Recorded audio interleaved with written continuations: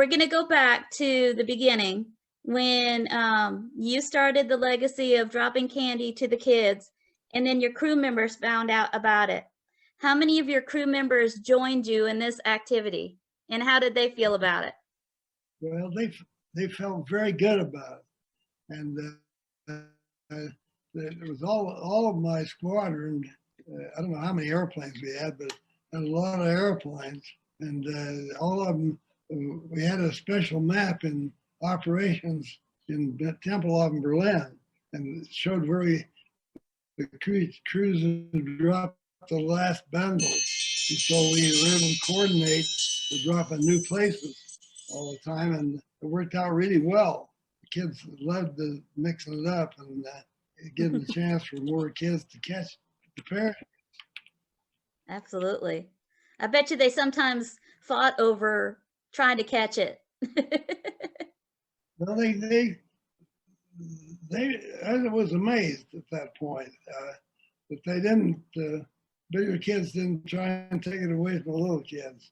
And the little kids that caught it, they were able to keep it. And I really liked that aspect. I told them if I wanted to drop it, that they'd better share it.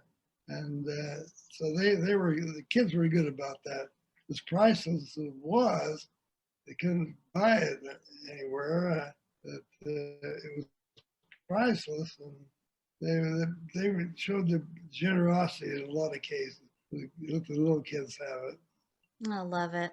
And did you get to, when you were dropping the supplies, could you see them? Did you kind of wait and see them as they were going for it? Did you get that opportunity? Well, the two different kind of payloads, the dried eggs and dried potatoes and everything dried that we were flying in the airplane. Of course, we unloaded that on the ground, the airport. But the candy bars were dropping from the air as we circled around and make a landing. And that's what they were going for. And they appreciated the supplies more than anything to stay alive. But Absolutely. The candy bars was something special. That's awesome. Now, it wasn't just America that was a part of the Berlin Airlift. What other countries assisted you with the Berlin Airlift? And did any of these countries help with the candy drop as well? Well, Britain was the main one, and the French, and I don't think that they didn't have any candy bars in their countries at that time very much. So they supported me in it and helped direct me where they wanted it dropped, of course. Anyway, they were good helpers. That's awesome. The Berlin Airlift was also known as Operation Vittles. Who do you think came up with that name, Operation Vittles?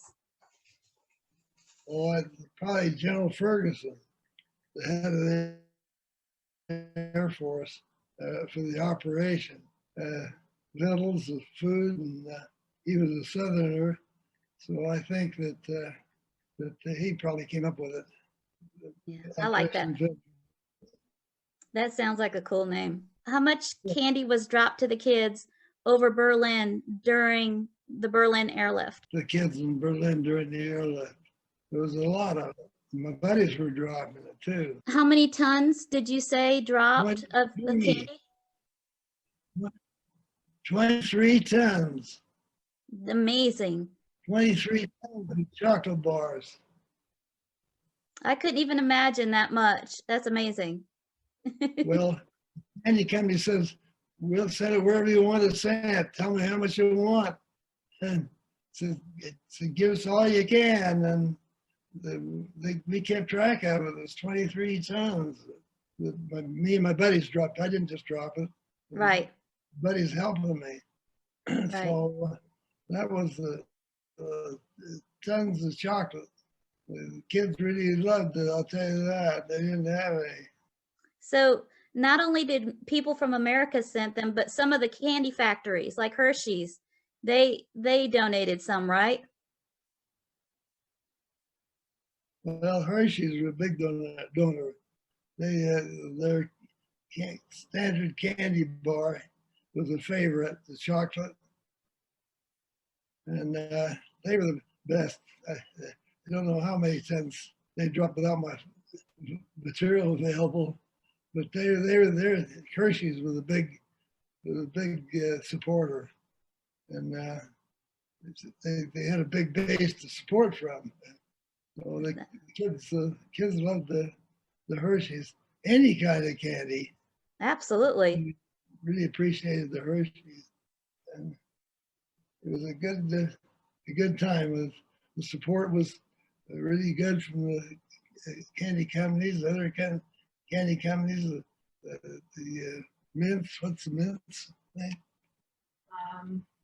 Well, there was Lifesaver. Yeah, Lifesavers. Savers and Mars were, besides Hershey's, were good candy producers, suppliers for the kids. They let them all. That's awesome. I'm so glad that they took part in that and were able to put smiles on the kids' faces. Yeah, they did. Now they had furnished British candy bars too. Oh wow, that's awesome. They Do were you know? really, Huh? they were short of candy at that time too. The Brits were, and yet they supplied it and helped with the program. That's so cool. I love it. You said you had received gifts for your generosity towards the Berlin kids. What are some of the gifts you received? Well, the camera company. What's the camera company name? The camera. Camera. 16 millimeter camera company gave me a movie camera, rotating head that held 3 lenses. And they knew I was enough for taking pictures, and they gave me a wonderful. I still have it. 16 took a lot of pictures with it, so that's amazing that they give me a camera like that. So That's so awesome. Some, Well, and you also said, oh, go ahead. Well, German kids give me a hat or something like that too, and I still got one of the hats they gave me. So they didn't have much, but they want to give back something. That's so sweet. You know, I love that their hearts were about giving what they had, you know, and even though they didn't have much, and even though you didn't really want them to give you anything, their hearts for wanting to show appreciation. I really like that. Please share with us the story about the little girl who gave you her teddy bear and what she said to you. Well, she handed it to me. I didn't want to take it. I thought it was the only thing she had left. And she kept offering it and said, "You must take it. I've got to do something to help. And it's all I got." And Mercedes Ville was her name. And she just kept arguing with me, so I decided I had to take it. And she was a wonderful girl. Years later, the Air Force sent me back to Berlin as the commander of the Tempelhof Air Base. And I met all kinds of kids then. They're pretty well grown up. They caught parachutes from the sky. Wow. Parachutes coming through the clouds and hit them on the head. And how wonderful it was that suddenly through the clouds came parachutes with chocolate bars. So it was, chocolate bars were a big thing then. So Yes. it was fun to go back there as a commander and have the kids that had grown up and caught parachutes and come to tell me how they got them. So it was a great reward to talk to the kids that actually caught them. So Absolutely. it was fun. I enjoyed it a lot. The 4 years I was there as a commander, years later, 70 to 74. That's amazing. I love it. And you Yeah. said some kids would send you a map of where they lived, right? A lot of a detailed map, the railroad and the highway crossing, and we were both were known well, and we knew where they were, and then tell them how many lamp posts to go down street before you dropped them. And so it was fun. And I'd go back the next day and drop a load, and hey, you hit us right in the head. I said, that's good. And then another time I missed them a little ways, and I said, some new kids got them. It was a wonderful time. I bet. Now, you also said that some of the ladies would make the handkerchiefs, the parachute handkerchiefs, right? For Yeah. the candy to be dropped. Yeah, a lot of them use women's handkerchiefs and or men's hand, whatever they had, and tie 4 strings, one on each corner, and then tie the package on the end and roll it up. So they were ingenious, and Yeah. they always had a map on where to drop it, and we scattered around to get a bed. That's awesome. And those packages, I think they stood out because number one, they're smaller, but then those handmade handkerchiefs, well, they could reuse those as well. That's Oh, neat. yeah. They didn't have very many handkerchiefs, so that was a double bonus. Mm-hmm. I love it. The handkerchief manufacturers in the States sent over a lot of it. And the people did too. A lot of personal support. That's so awesome. Kids with their own handkerchiefs. That's so cool. It was a fun thing to do. Still there? Yes, I'm still here. I think that's so cool. Now, some of the Berlin kids you still have contact today, 75 years later. How do you feel about being able to still see them or talk to them? Well, it gives me continued pleasure. Peter Wild was one of the little guys. I've stayed with him and his wife and family in Berlin several times. Peter Wild, and others that I met, that I had correspondence with. So it was fun. That's awesome. Now, I also saw when I looked up your information that one of the kids made a children's book called The Chocolate Pilot. Yeah. Oh yeah. It was a good program. That's awesome. Now, the Berlin Airlift in part led to the creation of the North Atlantic Treaty Organization, known as NATO, an alliance that countered the Soviet power, just as you all were doing in the Berlin Airlift. How do you feel when you saw NATO being formed as a result of the countries coming together to work together? Well, it gave me a feeling of relief that these people would have some support. Mhm. There was wholehearted support. And it's a very pleasant thing for me to read in the paper how the support was coming together for these people in Berlin and West Berlin. Mhm. And there was obviously a atrocious act for the East to try to dissuade it. British, French, and Americans came together in Berlin, kept them alive. So it was a tough time that far away, and the neighbors being not so good. Right. British, French, and Americans coming together, acting as one party to keep these people alive. Right. I mean, one country can't do it by themselves. I remember that period of history with NATO coming together. Even when I was a younger teenager learning about it, I thought it was great to see these countries come together and work together. That was made them stronger. So yes. that helped a lot. Mm-hmm. In 1945, or excuse me, in 1949, you received the Cheney Award given by the Air Force. What is the Cheney Award? The Cheney Award is in honor of Mr. Cheney, who proposed Air Force and supported Air Force, and the Air Force made an award in his name. He was a space engineer, and uh, so he gave that award occasionally to people who did something that they thought was significant.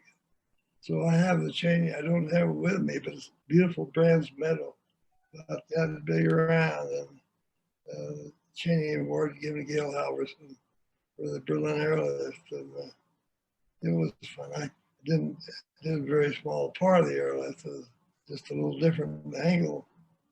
That's all. But the kids' letters that came going to school day, and the clouds were low, and all of a sudden, out of the clouds, we were late for school, but the teacher excused us for being late for school, chasing candy bars. But the kids' letters were how they were going to school usually in Hershey, and how good that tasted, going to school eating a candy bar. Absolutely. So it was fun, and I really enjoyed it. Candy companies were very liberal. They sent over a lot of box candy. We put parachutes, handkerchief parachutes on. Some of the candy bars were small, 3 candy bars, and check them, the handholds in the box, check them against the escape hatch. Threw the escape hatch out on the airplane, toss them out of the escape hatch. They just go out like butterflies, go out and pop open and Just a whole bunch of them, scatter right? all over. One after the Yeah, other after the movies. other. It probably even looked like little rainbows falling from the sky. Yeah, it was fun. I had a lot of help when the buddies started dropping in. Yes. From 1962 to 1965, you served in West Germany with the Foreign Technology Development, HQ USAF, the Pentagon, and in the Directorate of Space Technology. What space projects did you all work on developing during that time? The orbital return, parachute return of data that was collected, and that was a great program, space program, and they were real supporters of it. And we get the reports back and be helpful in our national planning. Are you talking about the Pentagon? Yes. We talked Pentagon, yeah. Yes. That was 65 to 68. 1962 to 1965. Or was that 62 to 65 was in Germany. He was in Germany in Wiesbaden. Yes. So he was serving in Wiesbaden and Frankfurt, Germany, 62 to 65. And in 65 to 68, he was at the Pentagon. Okay. So tell us about that time period. What did you do? The Pentagon? Well, as a space program, the Pentagon, and worked in planning the Air Force space structure. Worked with some of the planners who planning what kind of weapons should we have in the space program. It was Manned Space Flight Directorate. Manned Space Flight Directorate. Yeah, working on. And the reusable spacecraft. And we used it for new technology and manned orbital laboratory and how can we use space better. And so I worked in the Pentagon on that. Wasn't the sole work. But anyway, it was an interesting job in the Air Force. Cutting edge technology, and I enjoyed it very much. That's so awesome. And then you were asked to command the 6596 Instrumentation Squadron of the Air Force System Command Satellite Control Facility in Vandenberg, California. What did you do when you worked there in Vandenberg, California? Well, I'd coordinate, be a coordinator of the space effort. How be used. So I was working the space program and the Vandenberg tracking station. I was working on the military satellites there for a while. Yeah, I was in the space program a good bit. What kind of things did you see get developed through the space program? What were some of the things that you all developed? Well, I can't talk about it really. The satellite program and whatever we needed to have for information, and that was in Montgomery, Alabama, and other places. But I was in the space program a good bit.